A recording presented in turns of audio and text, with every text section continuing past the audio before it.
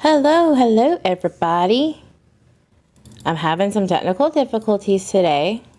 Just know that, but it's all good. I'm just glad to be here at this point because it's been a long time. Do I sound like a robot? Can everybody hear me? Put a 1 in the chat if you can. Let's see who's here. Mr. Eve, look at you. Hi, Mr. Eve. Are you working or hardly working? I know, Dayseeker. I thought you'd like that because I figured you'd be here. Hi, Dope, Lizzie B, My Shed Lines, Katie Rose, Brooklyn, Linda. Glad to see you, Linda. Jeep Girl. I hear circus music. Okay, good. I'm seeing ones in the chat. Awesome. Because you know how it goes sometimes in these parts. It could be this kind of stuff. You know what I mean? It could be every once in a while, it changes up on me. Hey, Crystal. Hey, Crystal Girl. So we got a lot to talk about today. I really hope that people, definitely join and listen in because I have some things to talk about. A lot to talk about. One of those things that I just found out recently is that Don B, we all know who Don B is, right? If you don't, just type in Don B. He's been covering Summerwell's case from the beginning. And I found this very interesting. He has been served with an order of protection from Candace Bly, Summerwell's mother. And he states, I will no longer be covering the case or discussing it going forward. Much love to my supporters. That is eye-opening, to say the least, right? What did he do? So I was trying to remember, what did Don B, what has he discussed? What has he said that he has done regarding Candace? I remember that he had a video that was parked outside of a house, and I can't remember who it was, but it was a lady that had come out with squall tits, excuse me. I don't know if it's a plural tit or a singular, but whatever, that channel. And he was kind of outside of that house going, hey, Candace, what you doing? And all that stuff. So maybe that's how she got that order of protection, because I'm going to tell you something. It's very hard to get an order of protection these days. Jody C. Brown, you know what I'm talking about. And, there was also another video that Don B did that, from what I remember, he had recorded Candace driving in front of him. She just so happened to be either behind him or beside him. And then she went in front of him and took an exit, but he recorded it and put it on YouTube. So I'm thinking maybe that is part of the reason on how she got that order of protection. Crazy, huh? Hey, Cousin Tracy, Katie Rose, Hellcat, Shani, hey. So please hit that like button or dislike button, either on your way in or out, whatever you prefer. Just give me some feedback. So let's get into everything else. So I just wanted y'all to know that Candace Bly got an order of protection, which is very interesting. Another thing that I wanted to bring up about that is, I know, if you don't know Don B, he has been covering information from inside sources here and there because he's from the area. And I don't know, I think he knew Don or Candace. I'm thinking more of Don before this all started. All right. And he had inside information on the CPS case with the boys, and or maybe something before that.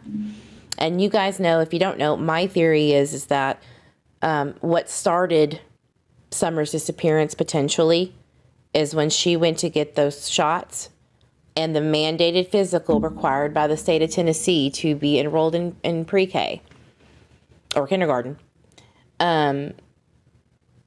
something happened there. I truly believe that they may have seen neglect, and they are mandated reporters in Tennessee.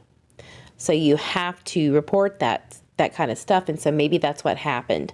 And then it snowballed from there. Just my opinion, but it makes sense. Right. And that's, breaks my heart that maybe there was something behind that whole thing that created this monster, right? It breaks my heart. Katie Rose says mashes. Okay. Mashed potatoes. Oh, makes sense. Okay, thanks. I was like, huh, what does that mean? But anyway, we'll get into Summer Wells another day because I have a lot of things going on with that in the background. There's more to this, I believe.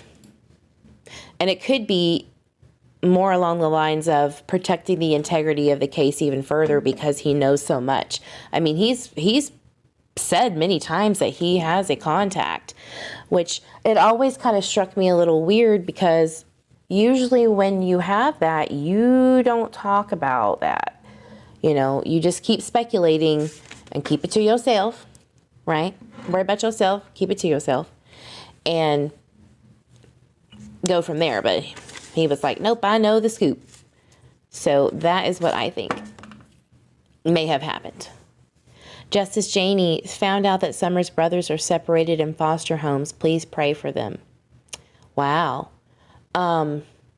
It makes sense that that's a possibility. Not that I'm discrediting you, but if it came from Lisa Ray Cruit's, question that shit. Because I saw that in DB's chat. So I'm not saying you're wrong. I'm just saying be careful. Let me go through my chat again. I wanted to say hello to everybody. I didn't want to miss anyone. I want to see if my live chat's working. I don't think it is. Boo.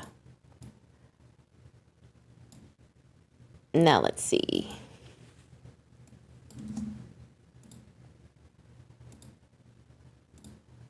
Sorry, y'all. I had to redo everything because I have ghosty OCs in my house trying to sabotage my lives. No, I'm just kidding, but there's something going on. See if that works. For another day. Oh, Mr. Eve, I love you too. Thank you. The next thing that I wanted to go over, if you haven't seen my latest video, it's about a missing 4-year-old named Lucian. I hope I didn't get this wrong. Lucian Mangoya. And for some reason it said Lucian James somewhere. So I apologize for that being incorrect. But yes, he has been missing since Saturday, 7:15 p.m. So it's been 2 days, more or less, and I'm a little worried. Definitely worried that, there's something that had maybe transpired because they're looking for footage of this little boy, not just from the time that the child went missing, but before and after, to try to get that timeline piece together. So your girl Eve is not dumb when it comes to these timelines and law enforcement using that as their guide, no matter if it was foul play or not, which I don't have an opinion right now either way because we don't have the resources to say either way. But it is a thing. Timelines are important, right? Let me see if they have an update on the it's in Yakima, Washington. I have captured a lot of screenshots. I'm talking everybody that had an opinion on this little boy's disappearance. Your girl was on it. Okay. I have everything that anybody ever said, no matter if they deleted it or not, because those things are important too. And I'm pretty sure law enforcement could get those things with search warrants or contact social media platforms and get that. But since we have a right to do those things, like capture, Facebook posts and things like that, maybe it could save some time. So I'm sorry, web sleuths. Thank you for being the sleuths that you are when you capture these things. Oh, Yakima. Sorry. Justice Janie, timelines are important. Yes. Yeah, she can't say it right. Yakima. Yakima. Yakima. Covered it all. One of those is right. I saw his missing poster. Don't know much about it yet. Yeah, so let's go over that. I wanted everybody to kind of get the most up-to-date information. So the sheriff's office has taken over the case because they have, more resources and they have experts in missing persons. Like, you would be surprised how many people go missing up in Washington just because of their own fruition, like going out and hiking and then coming back or being found later. They were hurt. Usually they're found, and usually it's self-imposed, like, oops, I got lost, or I just didn't want to talk to anybody. But this is a 4-year-old boy, and he was in a public park called the Sarge Hubbard Park. It is surrounded by water outside of it, like little rivers and streams and stuff, but we'll get into that. Yakima County Sheriff's Office.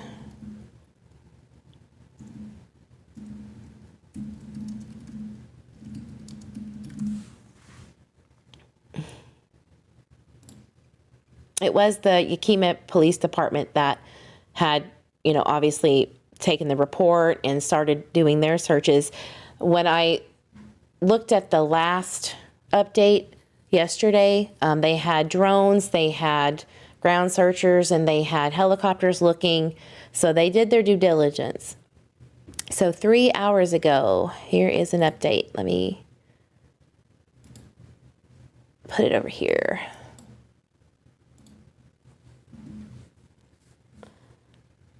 All right, it's going to have to be read because there's no video right now.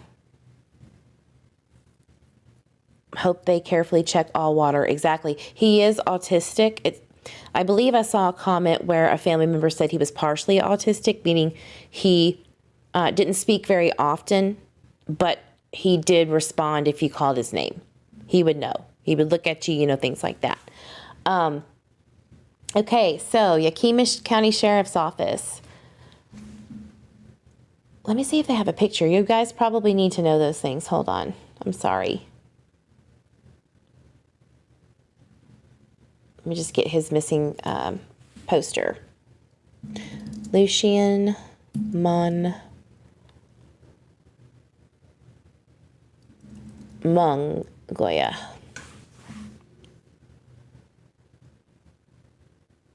I like to get the latest and greatest.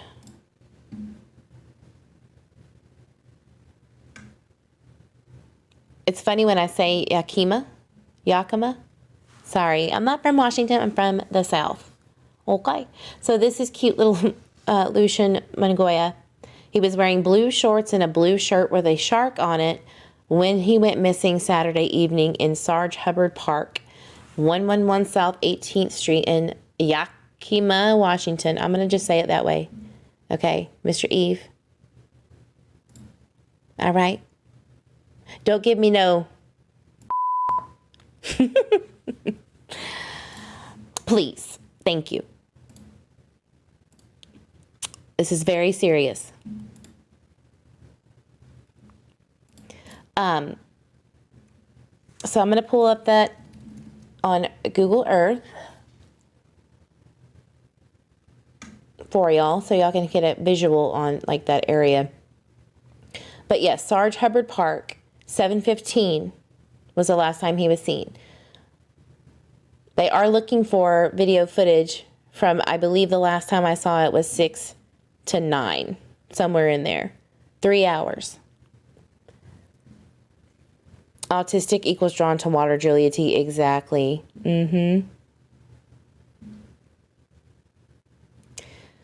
So Air Force and other agencies joined search for missing 4-year-old. Wow. So the Air Force got involved today. Said, we're hoping that we can find this child safe and return him to his family. Police Captain Jay Seeley said Monday at the command post. We have resources coming in from around the state. So here we go. Lucian M went missing at the park by the Yakima River around 7:15. I cannot tell you how many times I have seen, for some reason recently, like very recently, within the last 3 days, of autistic children going missing. And they live around water. Okay? And one of them was found deceased. Another one was found alive, sleeping under a car an hour later. But for some reason lately, it's just been rampant. All right? I don't know if people aren't paying attention. It really isn't my place to say right now because we don't have enough information. But it's just crazy. They said after searching for 15 minutes, his family called police. So he went missing around 7:15. 7:30 p.m. is when his family called police. That's a lot better than, I mean, it should be immediately, but 15 minutes is pretty typical, I would say, right, statistically. So then it says his family called police and authorities mounted a major search effort scouring the park and nearby areas. There has been a lot of alleged sightings in the Facebook comments, but there's nothing to back that up. One woman said, I'm home now. I'm putting my baby to sleep, so I'll call them in the morning. And everyone was like, are you out of your mind? And I said it too. Call them now. So Seeley said it appears that Lucian was last seen headed southeast in the park. Well, let's see. Come on, Google Earth. Quit giving me grief. It's been awful. Heather, absolutely. I am sick about this too. I will cover whatever I need to. And don't mind this. I was just scouring the Idaho mountains, if you will, for Mr. Michael, which we'll get into that conversation today.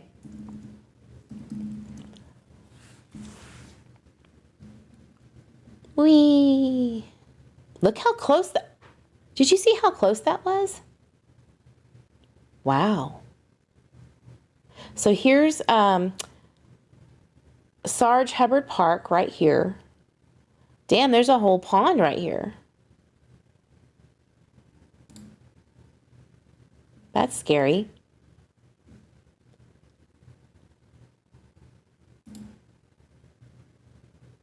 All right, so here's north, due north.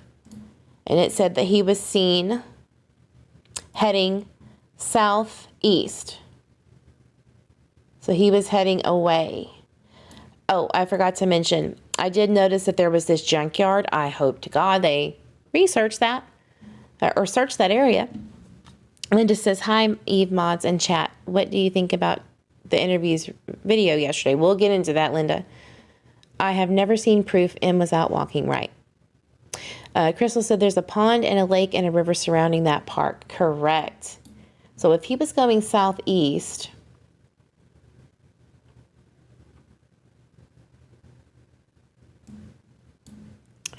actually the camera is pointing northwest. So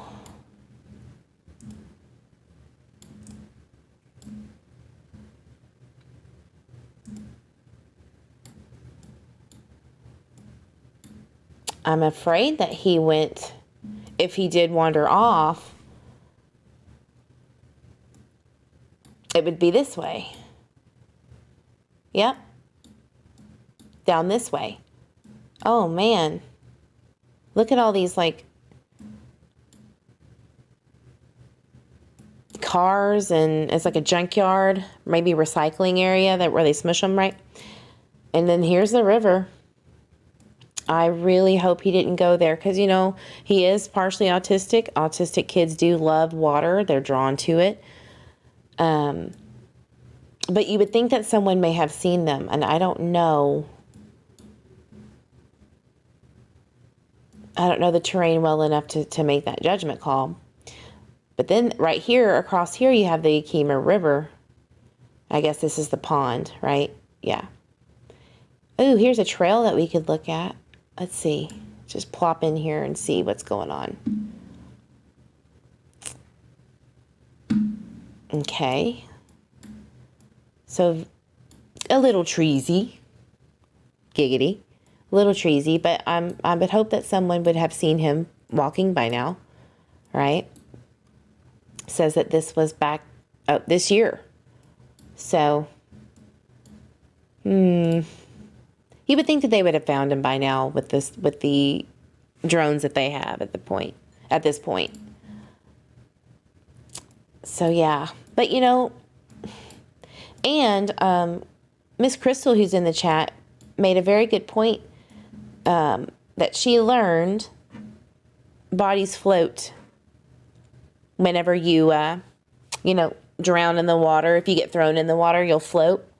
It might be a little different if you weren't alive and then were put into the river, but we're going to assume, let's just say he did fall in there accidentally, he wandered off and fell. Typically, they would resurface relatively within 30 minutes, 20 to 30 minutes, because they're small little bodies. I really just would hope that someone would have seen this little boy by now. It makes me very nervous that in 15 minutes of not knowing where he is and calling 911. I want to know how long before then did they notice him missing. Maybe that's why they needed the camera footage to verify their claims that it was only a short amount of time, right? Must be a lot of stoplights, Sister Eve. Wasn't he seen sitting under a tree, Brooklyn? Yeah, but you know what? I'm not going to go into that speculation because right now, because it could be any child. Now, I'm very confused as to why they were there at 7:15. You know, Yakima or Yakima, however you want to say it, or however, if I got it wrong, I'm sorry. It is known for drug use, you know, in these parks. I looked it up and stuff. I mean, they have very questionable people that get arrested quite frequently doing drugs around here. So it is interesting to me that they're there that late. So the timeline, that's where the timeline for me is like, okay, was it earlier and you couldn't find him for a longer period of time? We don't know. Yakima, got it. Julia T, always a delay in those 911 calls. We might want to ask for the 911 call recording now before it goes to the prosecutor's office, right? It's not funny though. I mean, it's just ridiculous. Anyway, that's all we really know. At this point, you know, nobody has seen him. You would think that he would be found by now, you know. But that one other child in Washington was found a day and a half or 2 days later. I think it was a day, actually, excuse me. The little boy with the red hair, can't remember his name, but he looked tore up. That poor baby had, you know, cuts and bruises and bloody nose and stuff.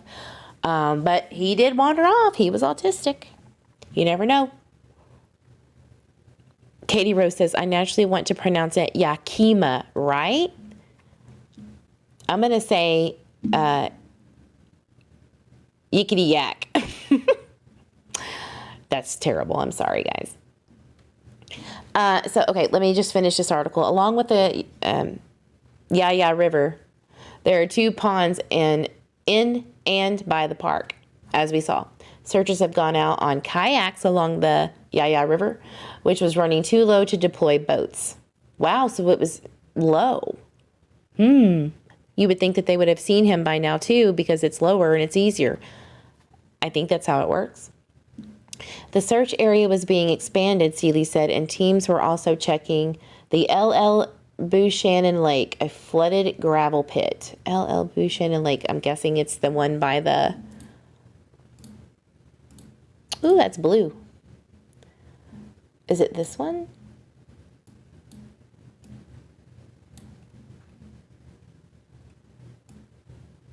Is it this? Why is it not popping? Oh, whoa, sorry.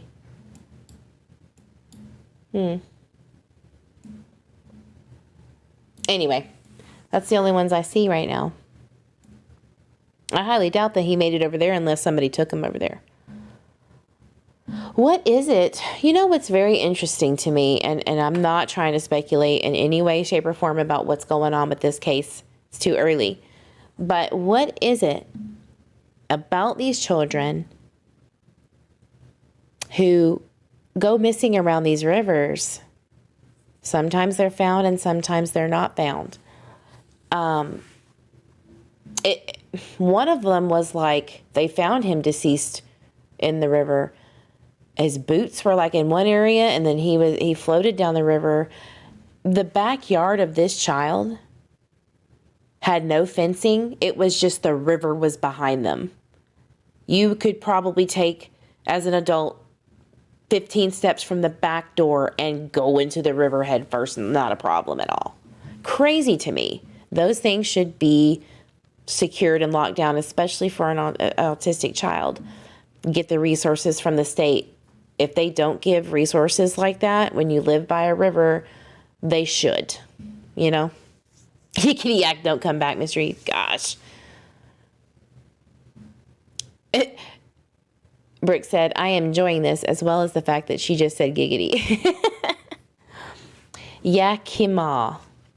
I'm not listening to y'all anymore about this yickety yak stuff. That's what I'm going to call it. Yep, here we go. Police are asking anyone with pictures or footage of Sarge Hubbard Park taken from 6:30 to 9 p.m. Saturday and to send them to this email. If you are watching this and you're around that area, I'm going to put it in the chat. Please, please, please send them what you got if you were there. Okay?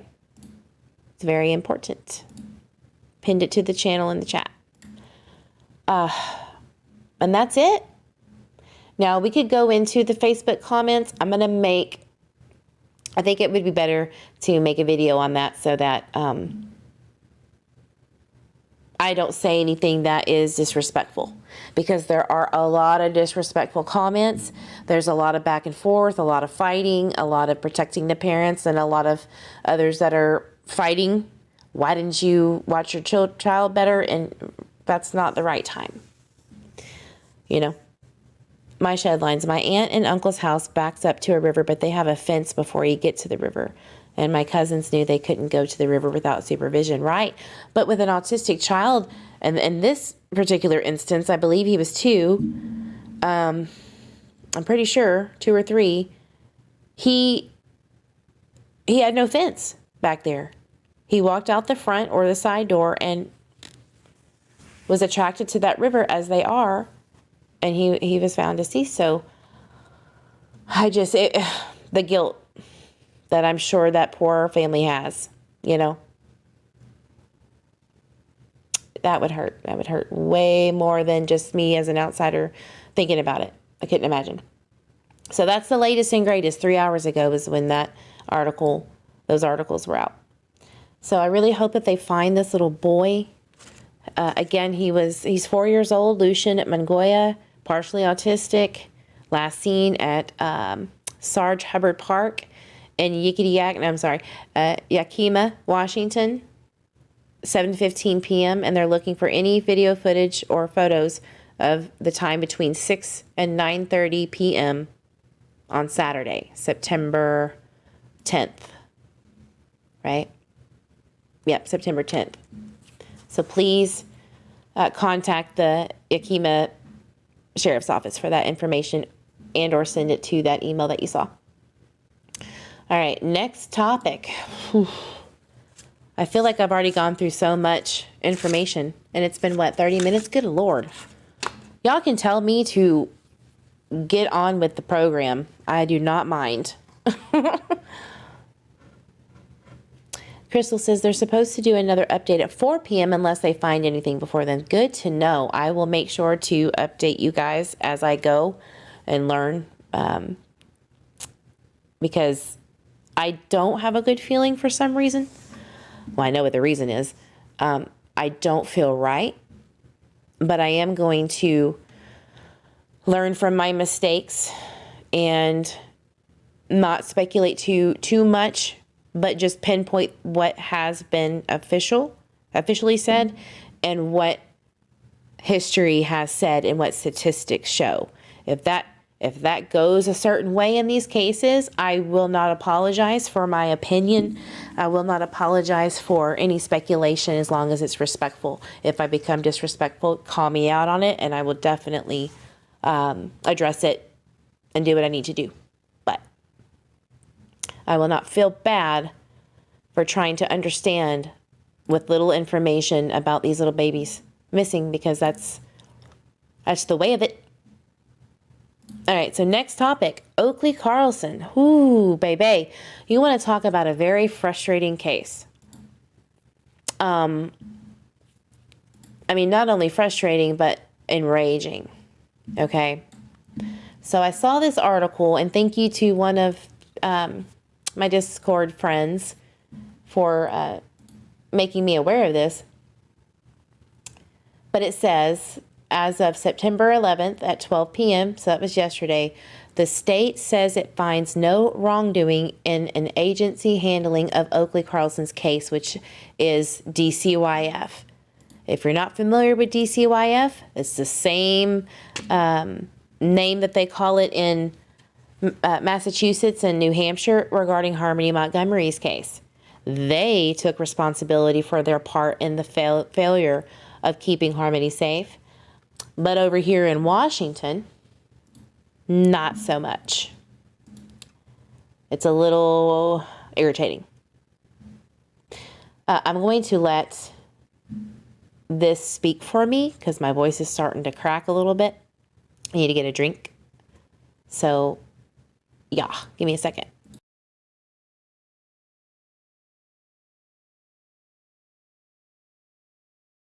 State says it finds no wrongdoing in agency's handling of Oakley Carlson's case.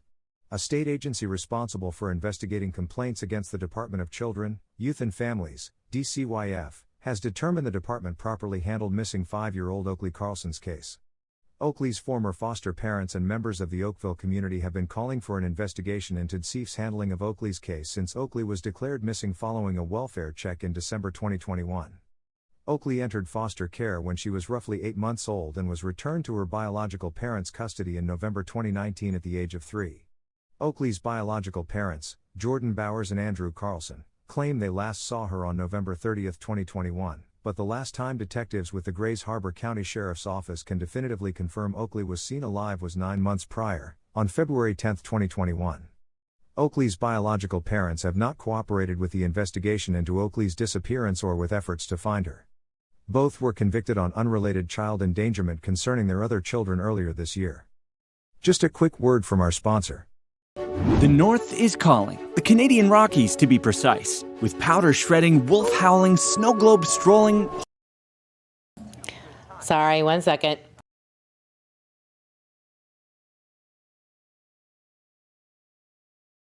System reform is definitely needed. Yes, ma'am. How heartbreaking is this? My heart literally hurts for Oakley and her siblings. Yes, her brother fights for her. This reminds me Hensley asked the Office of the Family Harmony's and Children's Ombuds, OFCO, to examine CIF's handling of Oakley's case, whether to affirm that CIF followed all proper protocols and policies, or to identify whether agency actions may have contributed to her disappearance, according to a letter recently obtained by Fox 13 News.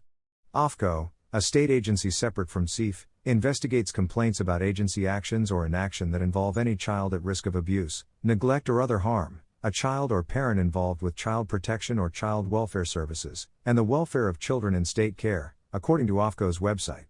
OFCO Director Patrick Dowd sent a letter to Inslee on September 7 detailing the laws prohibiting OFCO and CIF from releasing details about Oakley's case unless she's confirmed dead, the laws and policies governing CIF's duties and responsibilities, and the outcome of OFCO's investigation. Our investigation primarily focused on family reunification efforts, permanency planning, and CIF's response to any identified child safety risk or risk factors prior to and after Oakley was returned home, reads a copy of the letter obtained by Fox 13. We found that CIF's actions, in this case, were consistent with laws, policies and court orders, Dowd wrote. Our investigation, however, identified opportunities to improve services to families, specifically to preserve and strengthen the parent-child bond when a child is removed from the home. Dowd went on to state that parent-child visits are critical to a successful family reunion and said reunification planning should not only focus on a parent's successful compliance with services but should also address parent-child bonding and attachment issues. Okay, DCYF, that's the exact same thing that their policy stated about Harmony Montgomery. And that's why they did what they did at first. Because I remember watching it and the DCYF chairman or whatever his name was, operations manager, lead caseworker, whatever, he said the same thing. You know, we made these decisions because it's in the best interest of the child not to split the family up and to have that reunification, blah, blah, blah. Well, where did that get Harmony? Nowhere. She is classified as deceased at this point. More than likely, by the hands of those two monsters, she was given custody for. So, seems like it's the exact same situation with a little bit of a different spin on it with Oakley. Oakley was happy in her foster home. Harmony was too. Harmony did not want to leave, nor did she want to be split up with her siblings. So it's just for them to sit there and say, we didn't do anything wrong. We did what we were supposed to do and follow protocol. That does not mean that your protocol is right. And I don't see them even remotely trying to change what they failed at, because they're not going to admit to it, even a little. I couldn't imagine what the foster parents feel. So they do have a reward fund for information leading to Oakley's whereabouts. I love that wording. I hate that it has to be wording like that, but I do appreciate that they said a reward fund for information leading to Oakley's whereabouts. That means that this reward fund isn't just to find her safe, so that this reward fund money can be manipulated in the wrong hands. Because a lot of times, like Summer Wells and other missing children's cases, Michael Vaughan's case, it's the safe return of the child.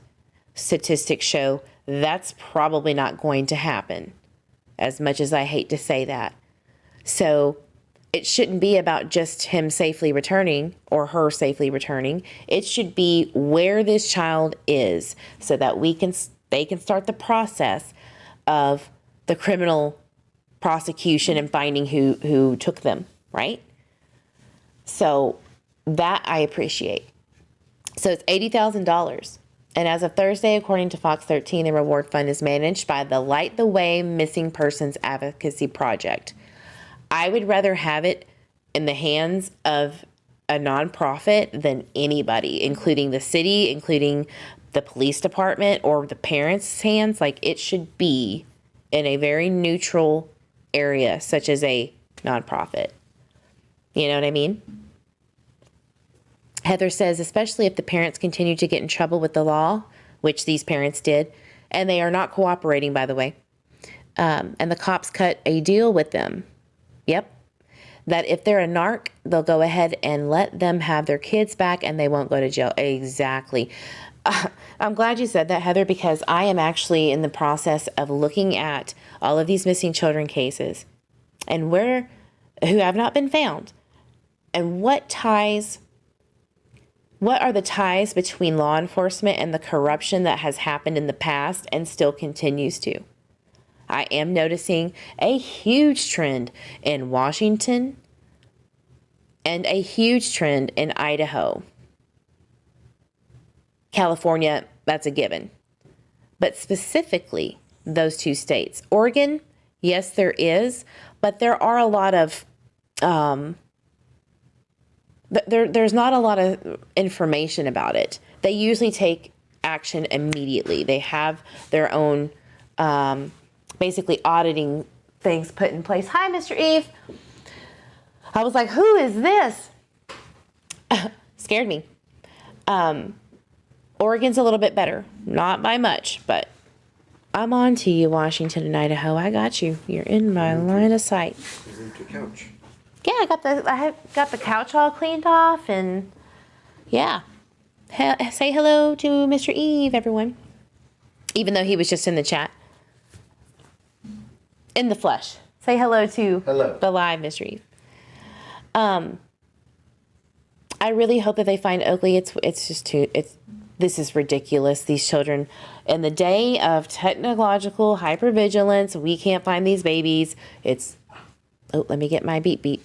It is absolute hogwash. You know? Okay. Whew. Getting to the nitty gritty soon.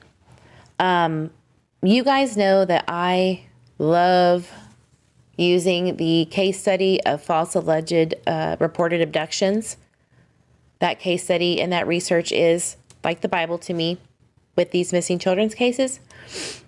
Good news, everyone. I spoke to the lady that had her research team get together and complete this this case study.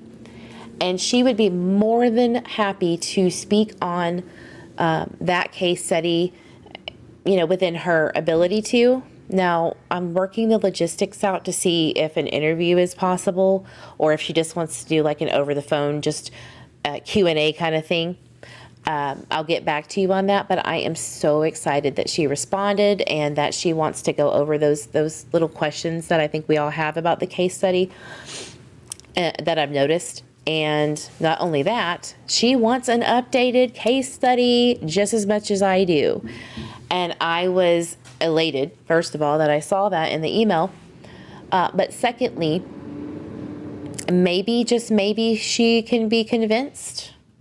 Maybe there's some funding that can be thrown her way to get that updated study because it is over 10 years old. I am so happy. It's just weird how the universe works and puts things in your lap to, use and then maybe even be involved in another round of it, a bigger and better and more accurate version of it. I would love to see what has changed, if this ever happens. I hope it does.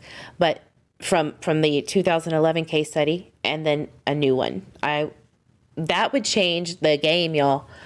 That would change the game. I have a feeling that a lot of things would be the same, but because technology has advanced, not only that, but laws that have passed to kind of hinder that information, like digital evidence too. I think that would be different, but I don't think there's going to be much different when it comes to the criminology, the victimology, as Chris McDonough says.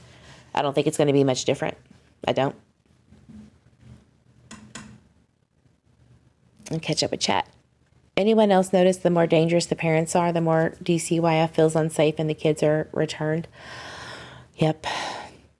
Chrissy says, as a community, we need to step up. It's disgusting how many adults will just watch a little one walk off alone and not say a damn thing. Right. Yeah, that sense of community, gone.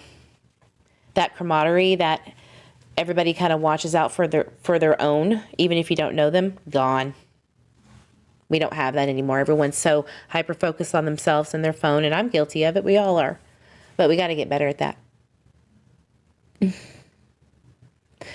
Brick says, I always seem to find lost kids wandering around. I have too. I always ask them if they're lost. That's great. Yeah, I do the same. Jen Hannah, thank you for stopping by and listening. I hope you have a wonderful day. Hope things get easier for you as the days go. I know it's hard with Michael missing. Did I have anything else? I wrote things down, y'all. I was about it today because I forget. Ooh, I'm so bad. 46 minutes. Okay, we got 15 minutes to talk about the interview room and Michael Vaughan. So I have a feeling because of something that was mentioned. I don't know if y'all saw it, but you're going to have to go watch it if you want to see it. And, when it was rolling because I'm not going to get that copyright strike. I'm not dumb. But I'm also, because of this comment that was made that was jabbed at Crystal and at the end of the day, me, for putting out these recordings, I decided I'm not going to give that, the time of day on this platform. At the end of the day, no matter what, I do appreciate, just for me, I appreciate Michael's story getting out there to a bigger audience no matter what. As a mother in their shoes, looking at it from that perspective, you can't be mad at that, and you shouldn't be. And I was very respectful in the chat. I don't know if anybody else was there. It wasn't really necessarily given back to me in the chat, but for the most part, it was very respectful. Had to check some people, like watch your tone, keep it classy, but it was fine. I did have some issues though. Not really issues, I wouldn't say that, but what's the word that I'm looking for? Things that didn't make sense. All right, let's just say that. So we're going to just open the transcript. I'm not even going to play the audio or the video. I did want to show one thing though.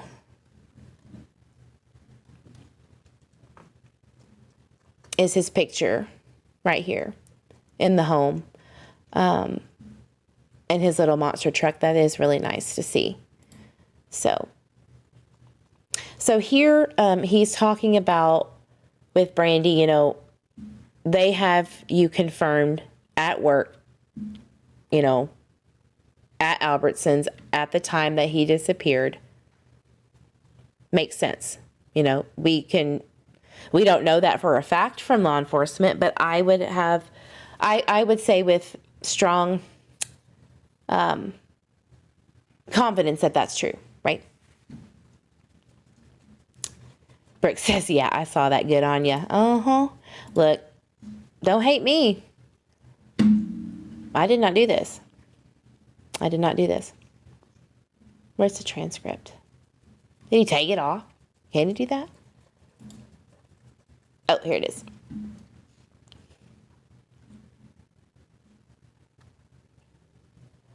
All right, so where are we at? 9:46.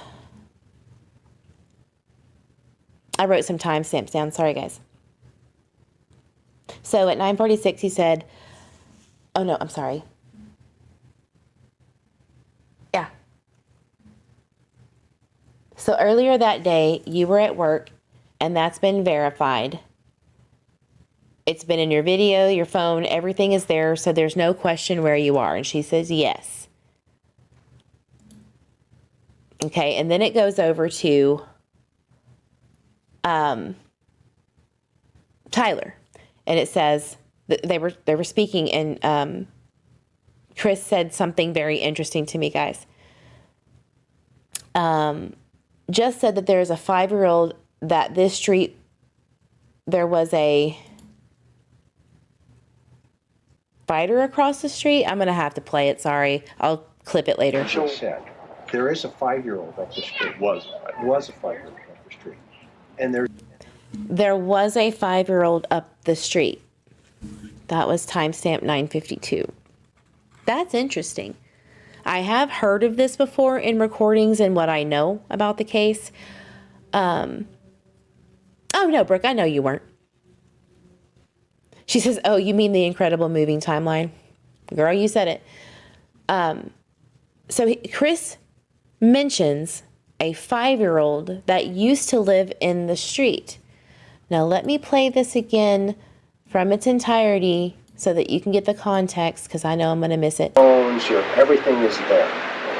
So there is no question where you are. Okay. You just said there is a 5-year-old up the street. Was a 5-year-old up the street. And there's information that he was seen on the street going up towards that house. Is that correct? Yes. Okay. So here's my question. When he was saying that there was a 5-year-old up the street, I'm assuming they moved away, or the child is not there, whatever the case may be. Does that mean that they potentially confused Monkey for another 5-year-old that was there on the street? Because he said he was on the street. He was seen on the street going up towards that house. Is that correct? I don't know which 5-year-old Chris McDonough is speaking on. I do intend to email and ask for clarification on that. Hey, 949 Sherry. Oh, she said she was there. Did you see my little watch a tone? Keep it classy, Miss Sassy. Yeah, but I want to know. I want to know what he means by that. That is important because I have said this many times.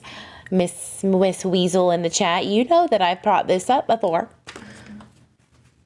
That I think that there may have been another child that was potentially mistaken. It's a possibility, right? Because of the timeline issues at the time, I was like, okay.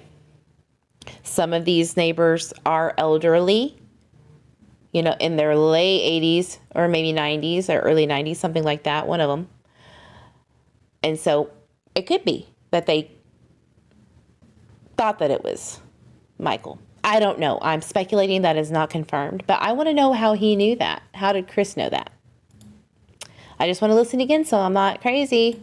So said, there is a 5-year-old up the street. Was a 5-year-old up the street. And there's information that he was seen on the street going up towards that house. Is that correct? Yes. Okay. You didn't know that at the time? No. Okay, but you've since learned that. Yes. Right, through all the neighbors and there's been a couple of neighbors that have come. Then he said that came through the neighbors. I mean, like, you can't just put that out there, bro, and not expect us weasels to be like, what? You're going to have to clarify every word you say. And I'm sure it is intentionally vague and intentionally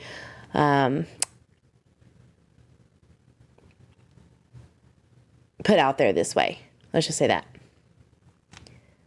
So, was the 5-year-old seen and told by neighbors to Chris?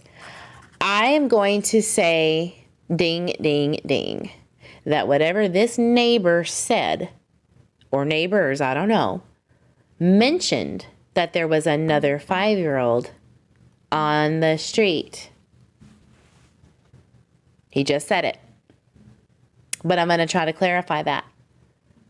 Is that their house? Yes, this is their backyard. That's a very expensive grill that's sitting in there. He's talking about the grill. Mr. Eve. No, listen to me. That is a very expensive grill. That's a very expensive grill back here? We have that grill. Oh, we do have that grill. Yeah, that is an expensive So grill. where the hell did they get the money for it? It's not today, Mr. Eve. Not today. I agree, though, but that's for another day. Not today. Forward and said they actually saw it. Yes. Is that right? Yes. Okay. And so let's kind of figure out where his favorite spots are. Okay. And Okay, so I'm not going to go over the nitty gritty of that. Okay.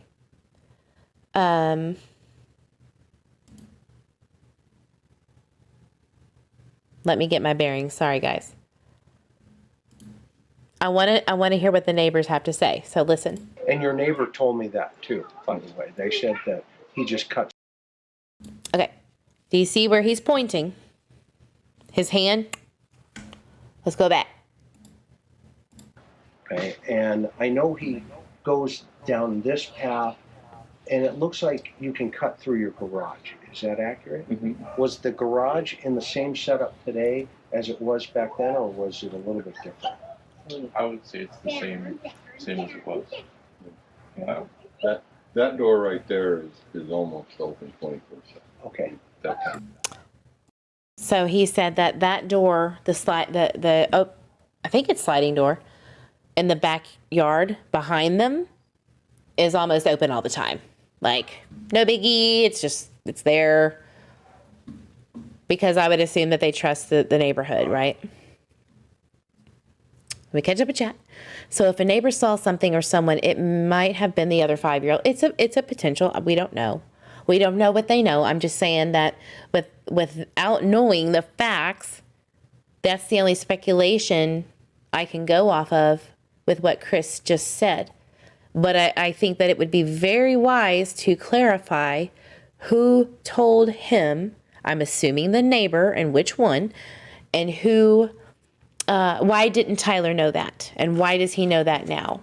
And if that was something that was okay to say to him, maybe that was something they were trying to keep close to the vest, and now Chris knows it because of the neighbors. And you know what I mean? Not that I'm saying I don't trust that process. He knows what he's doing, but that's just my opinion on it. Yeah, Dope says, you see where he pointed?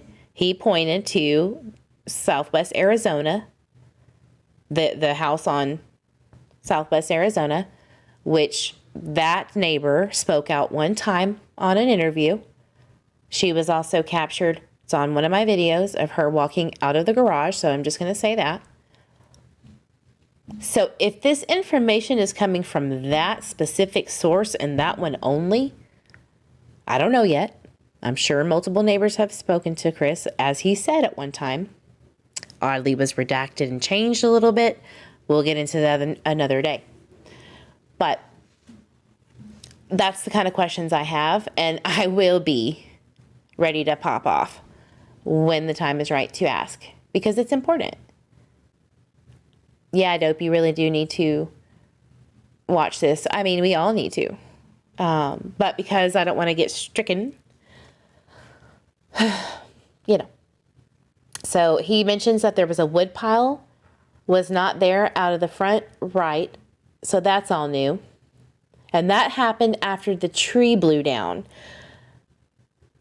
So I believe that either the day of or the day before or the day after, around the time Monkey went missing, there was a storm. I think it was the day after or whatever. The tree fell down either around the house. I'll have to clarify later. But anyway, they had to cut up that wood. And so that's where the wood pile came from. Maybe. I'll have to clarify and check. But, it says a weekend. See, I'm just going to have to take this That straight. wood pile was not there. No. Well, I'm not monetized, so how can I be stricken? I'll just get a copyright claim. Right? Right. So that's all new. That happened after that tree blew down, a week after. Okay, so he could actually, hypothetically, go through there and then go that way and go visit. So he could come through this door.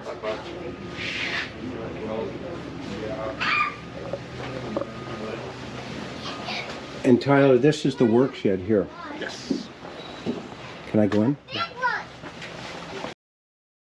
All right, let me stop and just give you a little bit of context because of the recordings and the things, right?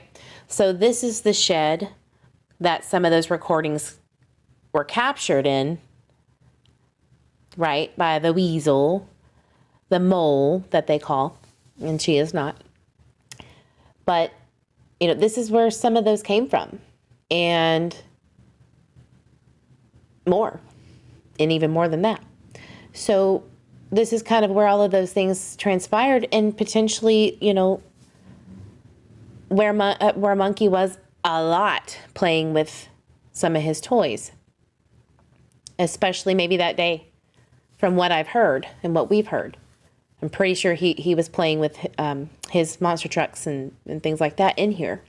So it's not eerie, it's just very bittersweet to see this workshop area for me. Okay, so this is where you do all your thing. Sorry, I got dizzy. Yeah, this is the shop. So it seems like there's a lot of stuff in here. There's a lot of stuff in here. It's not going to judge. I mean, our garage is not 100% where it should be, and but we do not let little Eve play in it. He might go out there and we're like scooting him back in the house because there are things that are potentially dangerous sometimes when we're needing to clean up, you know, on the weekends or whatever, but we don't let him play in there.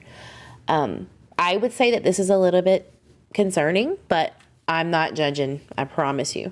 But there is a lot of stuff in here, and I don't know if that's how it looked before. So. Okay. And you were in here working for a little bit, not all the time, right? Yeah, I was going to show you the monster truck pad, but I don't know where it went. It was sitting out for the longest time, but it was before the safe was here. This is kind of up layer. Oh, there's the bottom to the... Okay, as a smoker, I can guarantee you that this setup is where you put your stuff. Like, I'm talking about for me smoking cigarettes, right? But for others, it could be both. You know what I'm talking about? So that's definitely like a setup where you would put your things while you're smoking or hanging out. It does not take an idiot or a rocket scientist to know that. Come on now.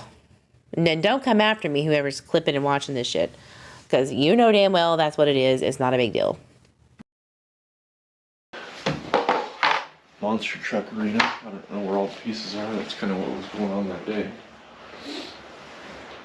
And you guys... Looks like there's a food bowl and a watering bowl. Maybe they have a pet in here now. They've kind of moved those around since that time. Well, like I said, they kind of stayed put for months. I think when they finally did move, it was Doug that moved them.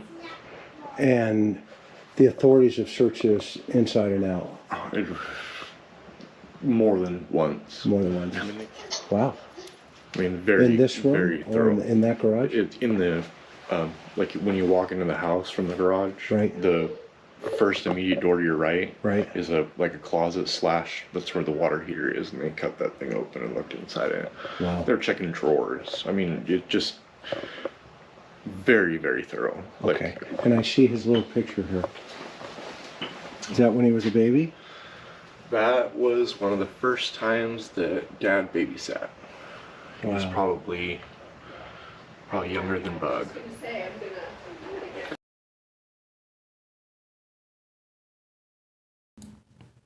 Well, not that it's pertinent, maybe it is. Let me go back. I'm so sorry. I saw something. I apologize, y'all, but hold on. I saw something about Monkey's picture. Is that when he was a baby? Swisher Sweets. You see them Swisher Sweets? What is that? Strawberry flavor? Cherry flavor? I'm not making fun of Chris. That was actually me. Being silly, but take it as you will. Just thought it was interesting. That was one of the first times that Dad babysat. He was Wow. probably younger than Bug. Got it. Wow. I want to go.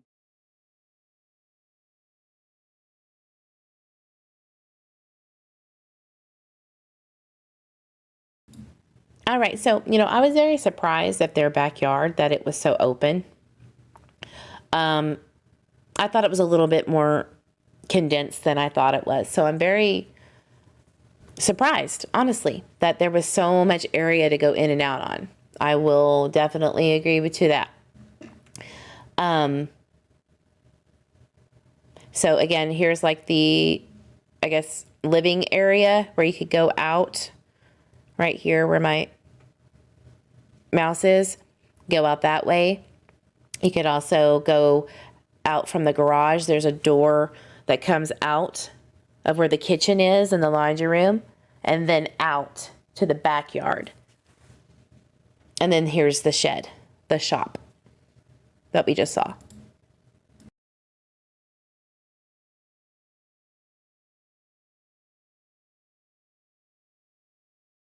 You I stay don't know away. how this happened. Which he's not, it's not, In the works a lot better. So he could have come this way, down here. I'm sorry, I've really got to watch this in depth again later. Gone this way. You see the dogs, like you've talked about, Bob. Which, your neighbor's dogs here. So the neighbor that was walking in and out of the garage that spoke out that one time for specifically Robert Vaughan, which is the grandfather, and the family being so, appreciative of all the search efforts and stuff. This is the one. And it's very easy to see over that fence. I'm actually kind of surprised it's so low and so easy. So what I'm getting at is maybe someone or whoever it was, if it was an abduction, saw very easily. Maybe it was somebody close to them. Who knows? But it would be nothing to see Monkey if you were sneaking around there. You know? Which he's not, it's not uncommon for him to go visit. And then come through the garage.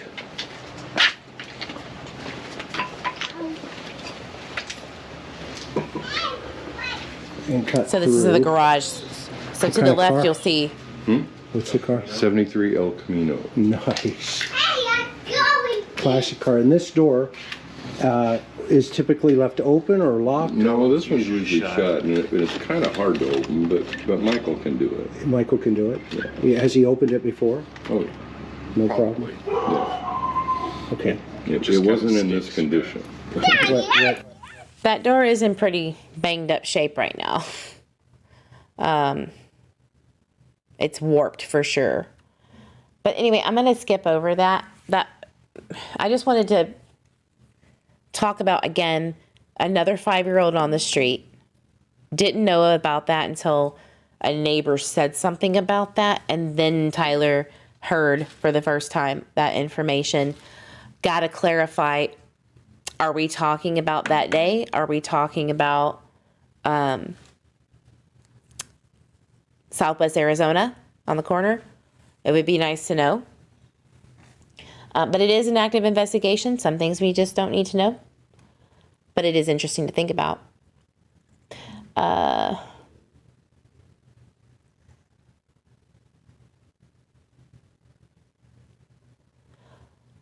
You would have to deal with your daughter. We've gone to dinner out for the last couple of days. Sorry, I'm just reading.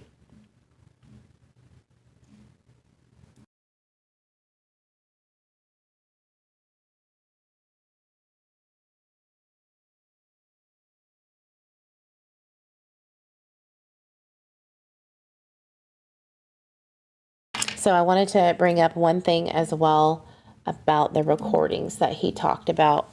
I will play this one loud and proud because it is specific.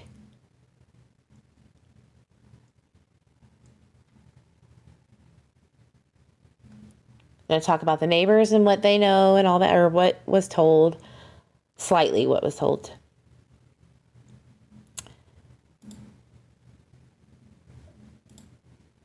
And then we're going to get into that recording comment.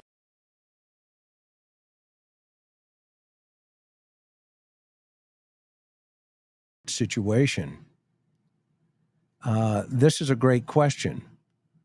That is still a great question. I can tell you this, I know the PD wanted it, but it went to a different agency. And to Brandy's credit, she got the state to enact, some law changes. So, there's a... And unfortunately, no matter where the credit is due on that for Monkey's Law, it still hasn't given Michael an Amber Alert. And so it's almost to the point like, what do you do at this point to get one for him? I mean, is the evidence just not there that much? Is there that little, rather, that they still can't? a lot going on. No, he did not. Great question. Children can disappear quickly out of our sights, right? We've had 4 of them. And how many times have our hearts dropped, just looking when we lose sight of situations where, and you heard him, he admitted it. He said, look, I lost sight of him. And, what happened is, he said, I panicked. And he's seen, by the way, on film, looking for his son. Yeah, and that's true. He has said that before. We have had other people who have been interviewed by the police and FBI say that. And we also have recording of Tyler going by the Treasy area behind the splash pad up until Cornwall Bay where he can jump the barrier. We've also heard that too. So we know he was looking, at least bare minimum. We know that. Looking for his son. So, and mom is at work. Brandy's at work when Tyler called him and said, look, I can't find Monkey. And he's in a full-blown panic here. And the 2 of them are now in a full-blown search for Monkey. And, those are the kind of things that, you expect of parents. Yeah, absolutely. I'd have to agree with Chris Madonna on that.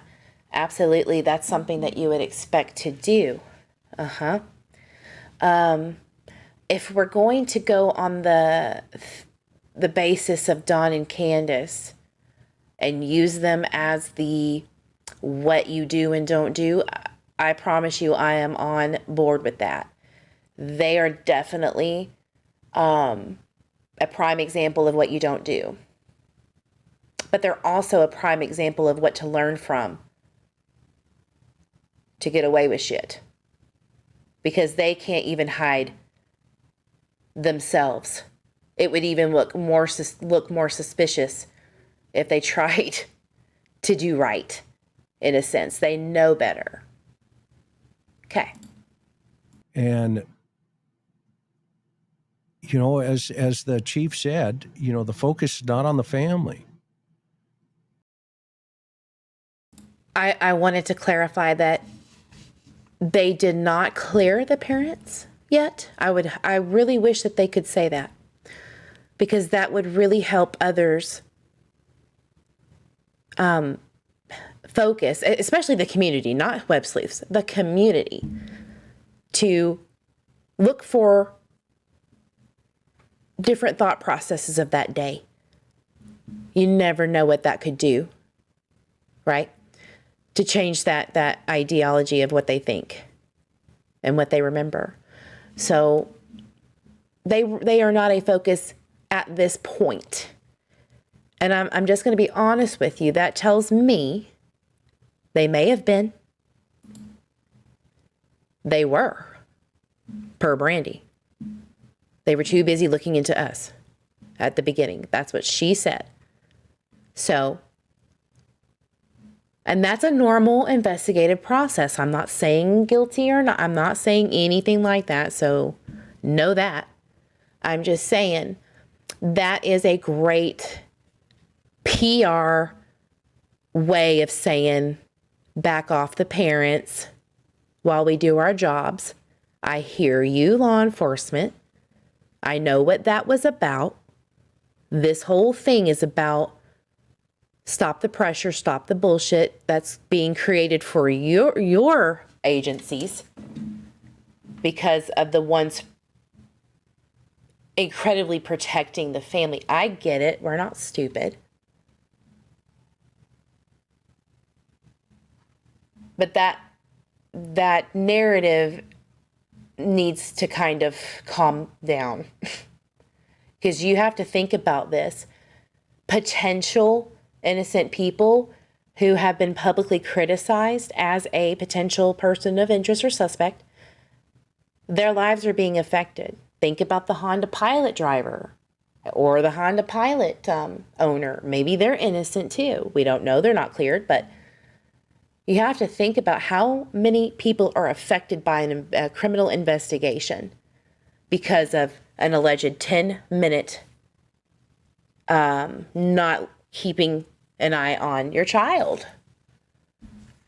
Resources. I'm sorry, I'm not going to apologize for speculating. Not.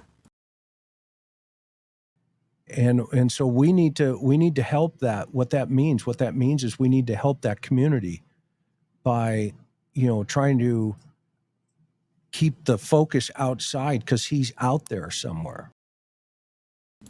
I would have to agree. I would have to agree with that 100%. So, I forgot about the recording comment, and then I'm going to go. Because y'all have things to do. I have things to do. Oh, he also said this about Dawn and Candace having a dungeon. That was interesting to me. The dungeon. There's no dungeon here. Totally different cases. Totally different cases. These parents have never had CPS or anything like that involved. If he knows that, that has to be firsthand knowledge. I mean, excuse me. If he knows that, that has to be secondhand knowledge from either the parents. I highly doubt that it would be ethical or, what's the word? It wouldn't be smart to say that if they actually did, because we don't know that. We don't really truly know that. That could be just hearsay, right? I don't think that was appropriate.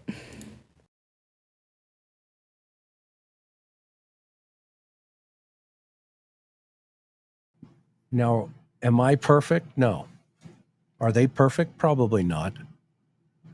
Do they deserve this? No. Nobody deserves this. Anybody, right? And this is why we need to be objective at this phase, especially a year into this, and support how we can help, not how we can criticize or find this or that or whatever. Okay, the facts are the facts, and it's not going to change whether somebody has an opinion of secretly recording somebody and then playing it later on and then say, see, I told you this was a bad person. I want to be 100% clear on that comment. I think that I have a 100% right to respond to that as a person who has put these recordings out for Michael Vaughan. Because a lot of people on YouTube, and I think it's the census across the board, that have the receipts for what you say, and then also back that up with, here's the inconsistencies in these cases with missing children. Now, I will agree on this one thing that he stated here recently about that. The facts are the facts. Yes, that's a very obvious statement. Facts are facts. We're only going by what little itty bitty piece of information that's been handpicked and given to the public, where they cannot ask questions, only media, because they know they'd be picked apart. They know that Fruitland PD would be picked alive because it's been over a year and these children, not just Michael, but other children, are still missing, and they're tired and fed up. There is something going on in the community where they can't speak in a sense of, they can't speak out, obviously. You haven't heard anything about the other neighbors, right? I don't really care about, I'm not responsible, rather, for the feelings of parents who have not been cleared. I'm not responsible for that. No one else is. Ethically and morally, yes, the first thing you would always want to do is be by their side. They have plenty of that going on. And now Chris Madonna is back into their corner, if you will, in a sense of publicly, right? They're fine. They're fine. Other people have almost had their jobs lost. My EquiSearch was terminated because of the people behind these parents, out of retaliation and retribution for me and others not forming the same opinion of what happened. And they even state that their opinions are fact. That's criminal in itself. Other people have been affected by this case on another level, on a criminal level from this. And not a thing has been said about that. Oh, well, even everybody else who's involved in that, it's your fault. It's all your fault for putting those recordings out there. No, it's not. No. Those recordings came after many public spaces on Twitter where the inconsistencies spoke for themselves. Now, if you're trying to hint that we just need to zip it up until it's time to speculate later so you can do your thing and you can get what you need and whatever, okay. If that's what you want, cool. I get it. But what I will not do is be told to shut up and respect those who have no respect for anyone else who was trying to help find or rattle their cage in the dome piece to find their son. There's no reason that the timeline isn't immaculate in these missing children cases. That is what I've stood for this whole entire time I've been on this platform. You know, more power to the ones with power, but I'm sorry. Sometimes the big and powerful don't always get it right. And there is such a thing as direct conversation. Just a simple, could you just pipe down a little bit while I get this done and help these parents? Cool, yeah, sure. That never happened. What it really is about is that recording of Chris Madonna being recorded chapped his ass. It chapped his ass something good, and I don't blame him for that. I'm not saying I would be too happy either if it was me. But it wasn't just about that. It was what was being said. And people forget that what was being said is why it was recorded and why it got put out. Whistleblowers, I guess you could, whistleblower tweezels. I'm going to have to make a cartoon character like a weasel with a whistle. But at the end of the day, no. Secretly recording someone would be, if it was a crime, which it wasn't. This lady who recorded sometimes was asked, and also was asked to record Chris Madonna when he was speaking about the situation. Per Brandy Neal, she asked for that to be recorded. And he even said on there, if this is recorded and it gets out, you know who did it. Well, that wasn't on me or the girl who did it. This is a chapped ass kind of thing.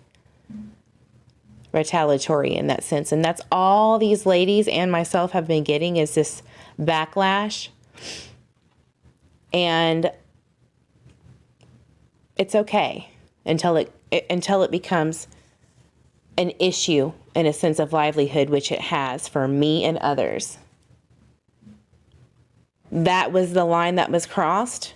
That should have been something brought individually, not publicly right here. But I understand. All is fair in love and war. So the fact of the matter is, is that here going forward, I will be as respectful as I can. And I have been, in my opinion, until that shit went down. But it's not my responsibility to protect your feelings regarding a missing child who has no voice right now. Does that not resonate with anybody else but us in this circle? Does that not resonate with anybody else outside of this YouTube community who follow me and appreciate what has been done here? I guess maybe there's something going on here that I'm not understanding. I'm a member of the interview room, always will be until I can't. I respect the entirety of the interview room and what Chris Madonna does for them, but I will not be silent just because I'm an ant under someone who has a very big magnifying glass. I don't care. We're human. We're the same. We breathe. Sorry. So that was just something that I wanted to get off my chest, because I kind of feel bad for the woman who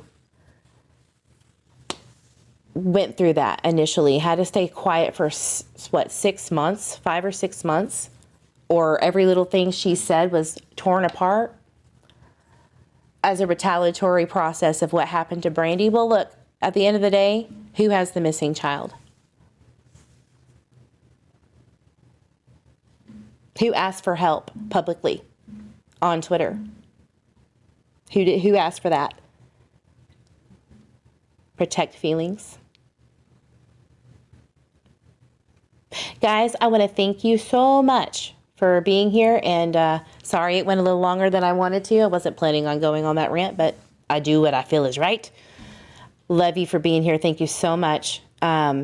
Justice for these babies. Please, please, please share on my community post about Lucian Mongoya, missing from Yakima, Washington. And let's bring these babies home with the information that we can share somehow, some way, or maybe prevent it. Have a wonderful, wonderful evening. Drink your water, hug your babies, your fur babies, your grandbabies. All these babies need to come home, and I'll see you on the next live. Bye, guys. Thank you.